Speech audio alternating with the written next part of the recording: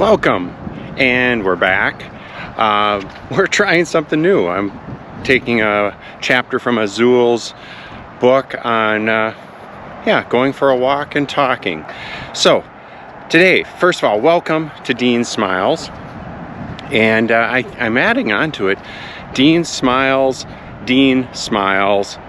after retirement, because it's one of the things that I'm finding that some people, it got dark there, some people in retirement have a tougher time smiling, and I want to help out with that, and that's kind of where I'm at. So let's go for a walk. Since we talked last time, so many cool things have happened. So first of all, everything went wrong on a flight plan back to Minnesota. I meant back in Arizona, but I had some business to do, and everything went wrong. And then in the turn, everything went right. So I woke up and my flight was changed to an earlier flight, and I had my travel taken care of. So I had to go to plan B. And my son, gave him a call. I know he was home, and he came and picked me up, and he said, well, can I bring the dog along and we watch basketball together? We love March Madness, and we had a blast. But with that came the cool story, the smile he shared. And he and I, it's kind of interesting in life when you see your DNA passed on, and your good habits that you think are good, and your bad habits that also come out in your kids. And this one was pretty cool. I think I've said it in earlier episodes, when I like someone, enjoy someone, I give them a hard time. I mess around with them in a joking fashion. Josh does the same thing.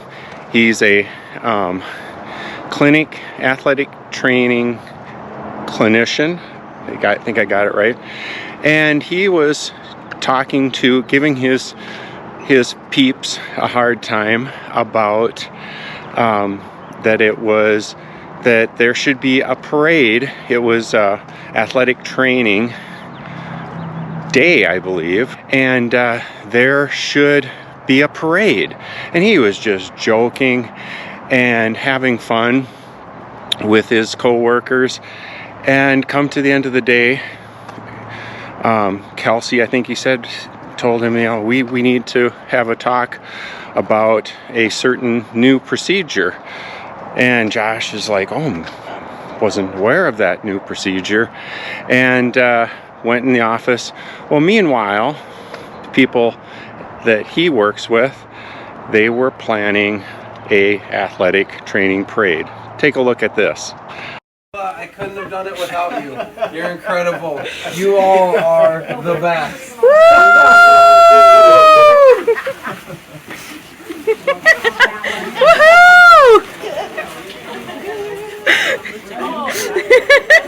Isn't that cool? And Josh likes to put smiles on people's faces, and they went to all the trouble to have a parade to celebrate athletic training week or day. I'll have to check on that. It'll be marked there. So that was the first thing. Second, our daughter and her family, Brittany and her family, came down, and we planned a trip to Page to go to Antelope Canyon, and we were going to go to Horseshoe Bend. We went and saw both of them, had a great time. And we went to, this is the second time we've been to Antelope Canyon. I feel so incredibly blessed to do that. It is fabulous. If you get a chance, in the description below, Dixie's is what we went through, and they are just fabulous to work with. Max was our tour guide, and he deals with a lot of different people, and we had a lot of different people in our group, and he chose his attitude so well, hence the name. Attitude Antelope Canyon Trail. And Max, it was windy and sandy, and you can see some of the pictures how magical it is. At one point, the sand was just raining sand from the top.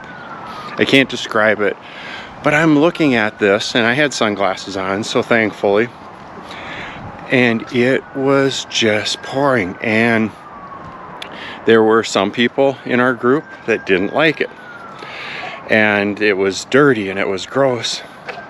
And Max goes, I just think the sand is so cool. The sand and the water together, look what they do. And I looked at him and I said, me too. And I was just, my wife and I were standing together. We were getting drenched in sand, a sand shower. And it was so cool. And it was all because of Max. I would highly recommend asking for Max. We've had Max and Malcolm, really, really good tour guides, and it made it very special. And I just think of all the people that he has to deal with, that he just chooses his attitude, and because not everybody is in a good place on these tours. So there it was with Max. So then our daughter, she knew that I wanted to see, I'm a former middle school STEM teacher and middle school science teacher, and I wanted to see the Glen Canyon Dam. There we go. And we had, our grandkids were there, and it was like we had a long drive.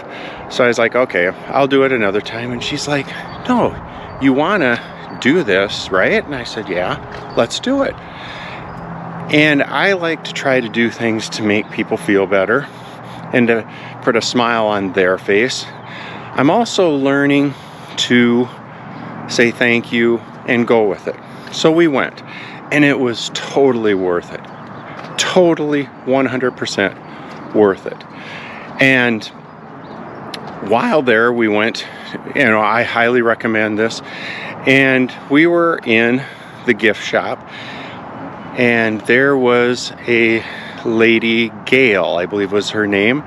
And I asked how her day was going, and she goes, it's going great. She goes, this is my last day. And she just said, I don't want it to go too fast. I'm just I'm taking it all in and having a blast. And she had the biggest smile on her face, that, she was excited for what was next, but she was also going to miss where she had worked. And I didn't ask for how long, because we had a line behind us, but she just said, I don't want it to go too fast. And I'm excited for what's next. And I said, what's next? And she goes, I want to do what you guys do. Go to these places that I see and hear all of you going to see. I'm going to get to do them. I'm from Utah, and I want to go and see some of these places that I've heard all about, and I'm ready to do it. And it made me smile. It made my wife smile. Gail, I hope you have a great time on your next step. And there was a person retiring with a big smile on her face, which was very, very cool. So if you've made it this far, thank you. There will be links to everything that we visited. Highly recommend those places, Dixie's and the Glen Canyon Dam. It is really cool on how it holds Lake Powell, and it's massive. And thank you so much for going on this ride.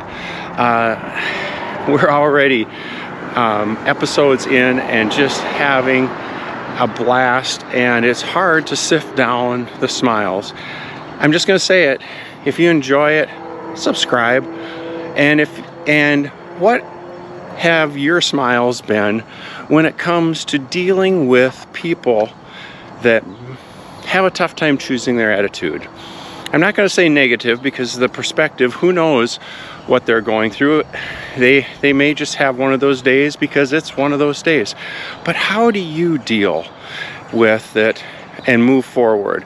And I think we're going to talk about that next time. Thank you all for riding. Keep smiling until next time.